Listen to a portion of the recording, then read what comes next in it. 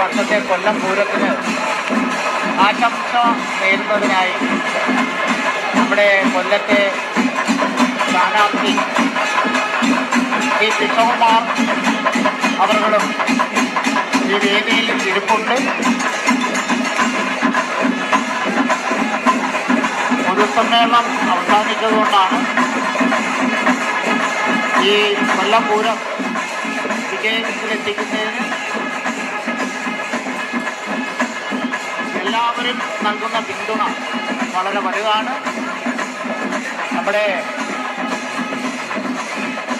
മത്സരിക്കുന്ന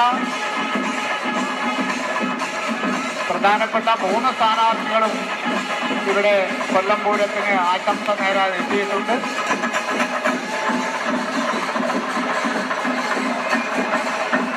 കഴിഞ്ഞ കാലങ്ങളിൽ നിന്നെല്ലാം വ്യത്യസ്തമായി ഗജവീരന്മാരുടെ മുകളിൽ അതാ വർണ്ണവിസ്മയം തീർത്തുകൊണ്ട് അതാ ഇടുക്കിയിലെയും ക്ഷേത്ര ഭാരവാഹികൾ അവർ മാസങ്ങളായി നടത്തിയിട്ടുള്ള പ്രയത്നത്തിന്റെ ഫലം അതാ ജനങ്ങളിലേക്ക് എത്തിക്കുകയാണ്. തൃശ്ശൂർ പൂരം നമ്മളെല്ലാം കാണാൻ പോകുമെങ്കിലും കൊല്ലം പൂരത്തിന് മാത്രം അവകാശപ്പെടുന്നതാണ് വർണ്ണ കുടകളുടെ മുകളിൽ ദേവിമാരുടെയും ദേവന്മാരുടെയും മറ്റ് വിസ്മയിക്കുന്ന കാഴ്ചകളുമെല്ലാം തീർത്തുകൊണ്ട് കൊല്ലം പൂരം വൻ വിജയമാക്കി തീർക്കുന്നത്.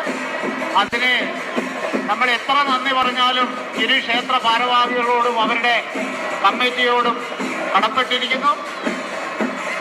ആസാമം ശ്രീകൃഷ്ണസ്വാമി മഹാക്ഷേത്ര ഉത്സവത്തോടനുബന്ധിച്ച് ഇവിടെ നടക്കുന്ന ഈ കൊല്ലം പൂരം വൻ വിജയമാക്കാൻ ഇരുചേരിയിലെയും ക്ഷേത്ര ഭാരവാഹികളും 13 ചെറുപൂരങ്ങൾ വരുന്ന ക്ഷേത്ര ഭാരവാഹികളും ഉൾപ്പെടെ ഈ കൊല്ലം ജനാവലി നൽകുന്ന വലിയ പിന്തുണയാണ്.